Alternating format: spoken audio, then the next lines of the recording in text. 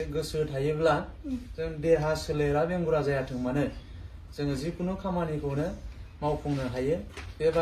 जोङो दिनै बाक्सा जिल्ला दुलाराय बर' फरायसा आफादनिफ्राय माइनाव देबि ब्रह्म जाय अनजाथाव फरायसुलिया देग्लायनि मेट्रिक आनजादाव 69.5 जौखोन्दो लानानै उथ्रिसार जानो हादों।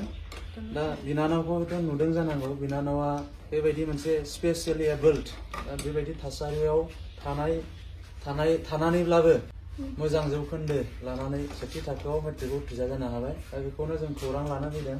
लोगोआव दङ मानगोनां जोंनि बाक्सा जिल्ला दुलाराय बर' फरायसा आफादनि आफादगिरि आदा उमेश दैमारि आरो दख'रा आफादनि जोंजों दंफायो। जिल्लानि गुबुन मावथि बिथांमोन दङ। दा बेयाव दिनैहाय जों मान बावफैदों बिनानावखौ जेन' उननि समफ्राव बिनानावा बेबायदिनो दावगालांबाय थानो हायो।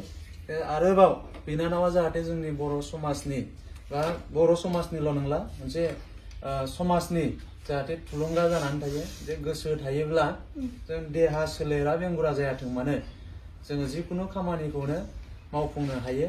बे बाथ्रानि बिनानावा सासे माने बिदिन्थि।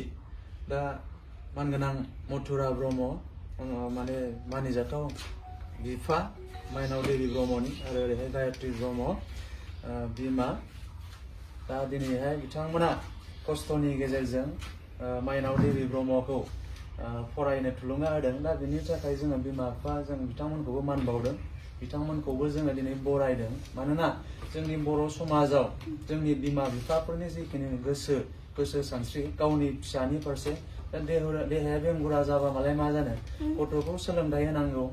बिनोबो गुबुन नर्मेल गथ'फोर बायदि मोनसे परिबेस सोरजिनानै होनांगौ। बै बाथ्राखौ माखासे बिमा बिफाया दिनैसिमबो सानस'नो हाया। जायनि थाखाय गावनि गथ'खौ न' सिङावनो माने लाखिनानै दोनो, बाहेराव ओंखारनो खाबु होआ। जायनि थाखाय बेंगुरा गथ'फ्रा बा बेबायदि देहायारि नोरजिया गथ'फ्रा गाज्रिसिन जालांनाय जौगाखांनो हायै बेबायदि थासारियाबो जादों। दा बेखायनो नैबे माइनाव देबि ब्रह्मआ मोनसे बिराद गिदिर बिदिन्थि आरो बिथांनि मानगोनां बिमा बिफा बिथांमोनाबो बेनि मोजां बिदिन्थि। जों बिथांमोनखौ बेखायनो साबायखर बावफैदों, मान बावफैदों। दा दिनैहाय जोङो बरायनानै मान बावनानै गोजोननाय मोनदों। बेखिनियानो। खुलुमबाय।